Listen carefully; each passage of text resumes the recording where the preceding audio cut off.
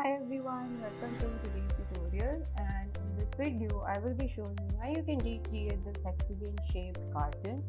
It's a plain cartoon, and as you can see I've also added this gradient to each of these rectangles.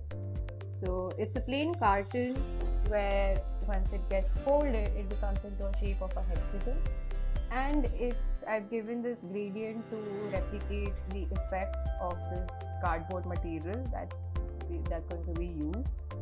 And these white lines where you see, these are the areas where the folds will happen, and once it's made and once it's printed and once it's folded, then you can add or keep in anything inside this hexagon shaped carton. It's really easy to recreate, and I'll show you how that's done. So the first thing I want to do is to open a new document. I'll be sticking to this A4 size document, which is 210 millimeters in width and 297 millimeters in height. And I'm going to go ahead and also rename my document over here to be hexagon shaped carton. And I also make sure that my orientation is in portrait format. I'm going to go ahead and click on create. So what I'm going to do now is that I'll be making these 5 additional copies of this original document right here, and then later on then add the gradient as well. So what I'm going to do is that I'll be using my rectangle tool, and I'll be just using this document as my reference to make a rectangle of the same size again, and be placing it here onto the side as well. So I'll be making more copies, 4 more copies on the left hand side. So to make more copies, I'm going to go ahead and click on Alt to make a copy, and then just drag my document onto the other side like that. There I have 3, and I'm going to make 3 more. So click on Alt again, click on Alt, like this, make another copy by clicking on Alt again, and one last copy, clicking on Alt, and like that. So I'll be zooming out so that I can see all the sides like this. So what I'm going to do now is that I'll be renaming my layer 1 to template like this. So now I'm going to go ahead and make the top flaps as well. So I have over here I already made this. I'm going to use this as my reference now. So I'll be making these 2 flaps for now. So what I'm going to do is that I'll be clicking on the rectangle tool again, and I'll just go ahead and make a rectangle like this, and I'll click on the direct selection tool, and I'll select this anchor point, and I'm going to take this edge and bring it outside a little. So I'll be clicking on Shift and the right arrow key and bring it outside once, twice, 3, 4 times, and I'll do the same thing on the other anchor point as well. So click on Shift and the left arrow key once, twice, thrice, and 4 times like this. So I've got this. Now I'm going to go ahead and make this handle right here. So I'll be selecting the rectangle tool again, and I'll be making one rectangle like this. So I'll go ahead and also delete the fill because I just need the stroke, which is the outline for now. I'll select this, and I'm going to make another smaller rectangle inside this original rectangle. So in order to do that, I'll be going to Object, Path, and Offset Path, And over here in this offset path value, I'll be giving a value of minus 40, and if I click on preview, and it's made like this, and I'll go ahead and click on OK. I'll zoom on this. So what I'm going to do is that I'll just bring this down like this. I'm just going to adjust this a little, like this, and I'm going to just change the stroke size of these two rectangles to 3 points. So what I'm going to do now is that I'll select these two and come over here to this shape builder tool. So I'm just going to be filling this shaded area with the color white for now, like that. Okay, and I can just go ahead, select this rectangle and delete this, like that. So now I have to make some flaps on this side, on these two sides as well. So I'll be using the pen tool for this, and I'll bring the fill back to white color for now.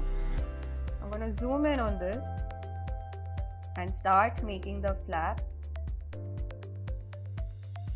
like this, and go ahead and also close this like that. I'm going to, once that's made, I'll just select this and I'm going to make a mirror copy out of it onto the other side as well. So in order to do that, I'll select this shape, right click on this, go to transform option and click on reflect. I'll make sure that my vertical option has been switched on and click on copy, and then just drag this onto my other side like that. So it was pretty easy and it's done. So we've made this. Now the only thing that's left to do is that I just want to round the corners of these edges, right?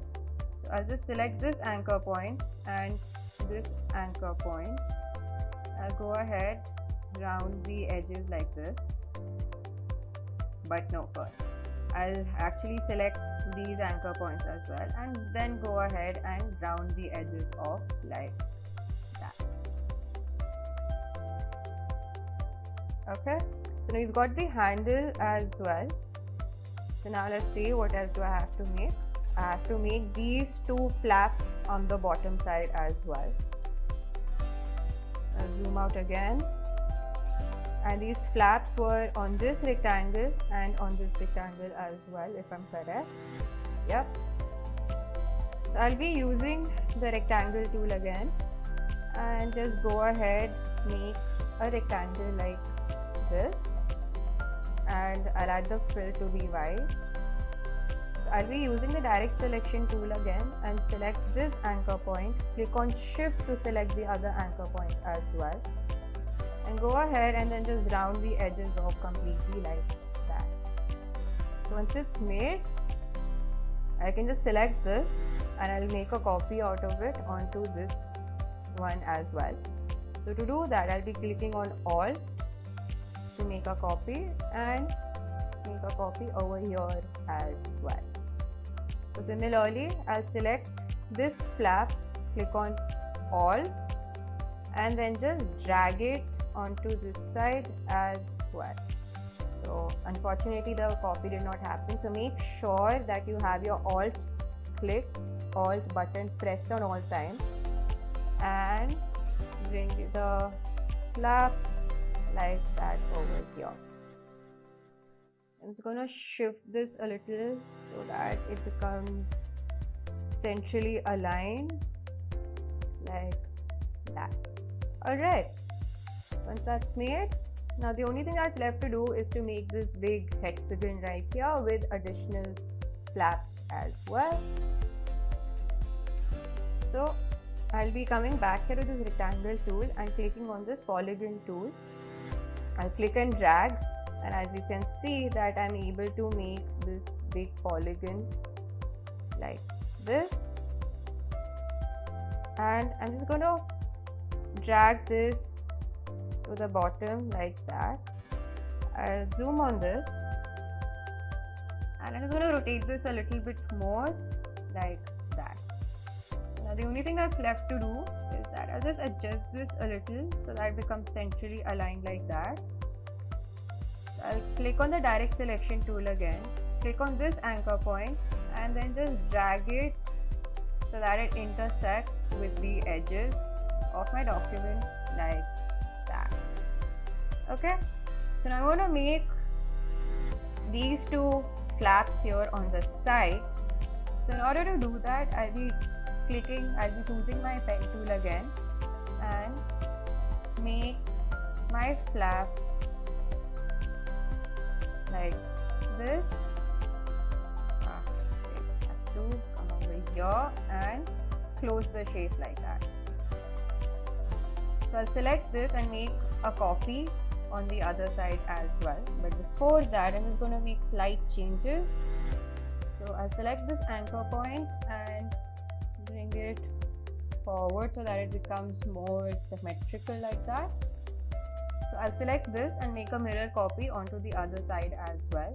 So I'll select this flap, right click on this, go to transform, reflect, make sure that the vertical option has been switched on and copy. But in case that does not happen, make sure that the shape is selected, right click, transform and then reflect, copy. And we have successfully made this mirror image. I'm just going to go ahead and bring it over here. I'm going to adjust this a little, select this anchor point, I'll zoom on this and get this anchor point selected like that. Okay, I'm going to select this flap that we had made, click on Alt and bring it over here as well. I'll zoom in. I'm going to adjust this now. So I'll select the direct selection tool. I'll select this anchor point. Oops. Okay, wait. Point. Okay, just in case it's not happening, I might as well just have to make a new rectangle now. Okay, so I'll come over here and make a rectangle like this. I'm going to make this a little bit more bigger like this over here. Go back to the direct selection tool and select this anchor point, click on shift and select the other anchor point as well. And it's going to go ahead and round the edges off like that. Okay, so we have made this like over here. Okay, so there you go, we've made our template. So now what I'm going to do is that I'm going to add the gradient to these now. So I'll select these 5, come over here to this gradient tool.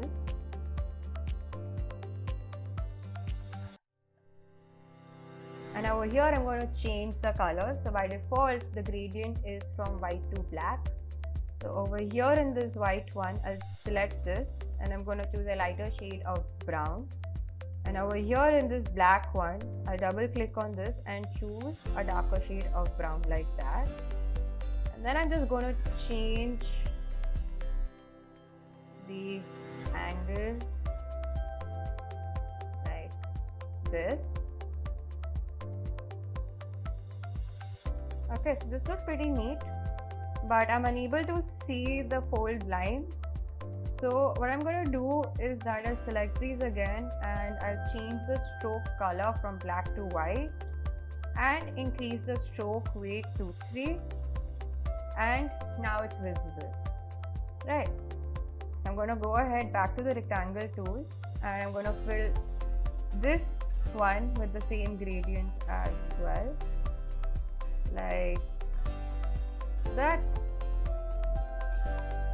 Double click on this and adjust this like that. Once that's made, I can go ahead, select these, and I'll be adding a light brown shade like that. Now I'll select these flaps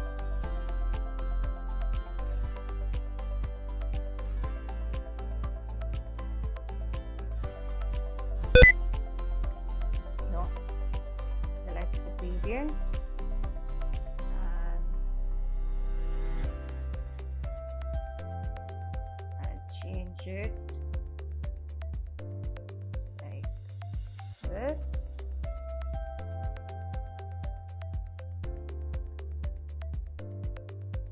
Similarly onto these ones as well.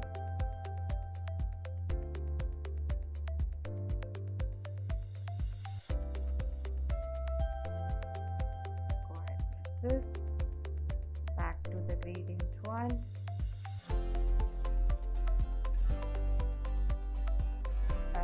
Okay, that looks pretty neat. I'll select this handle and click on shift and select this one as well, and change the fill to light brown like that. I'm going to go ahead and also change the stroke color of these as well.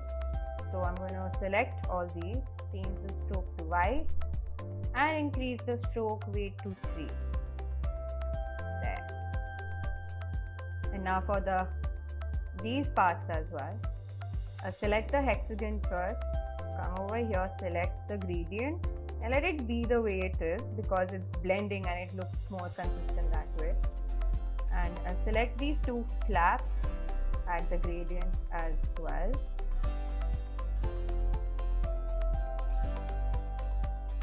And yeah. So I want to change the stroke color as well. Over here to white,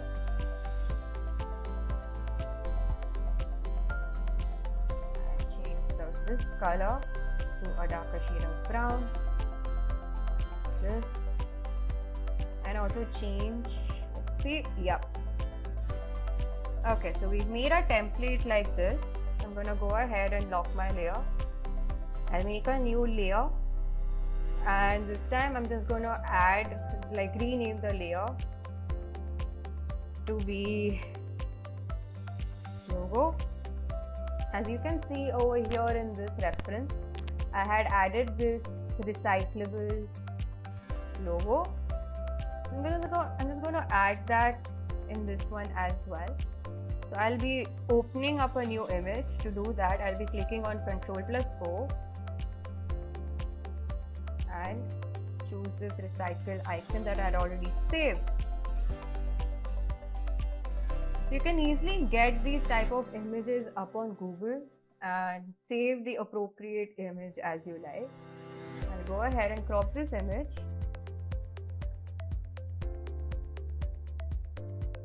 Like this, apply. And I'm going to add this over here and resize this smaller.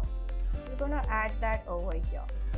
So I also want to blend this image with the background so that it looks like it's been printed on top of this one right here, this carton. So I'm going to go ahead and unlock my template.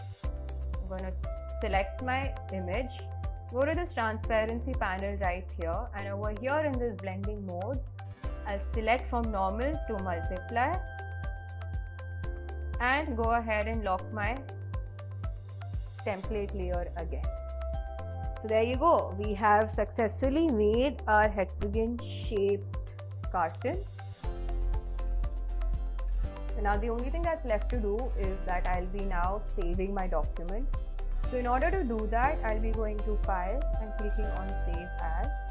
So by default, my file name is going to be the same as my document name, which is the hexagon shaped carton, and my save as type is going to be Adobe Illustrator.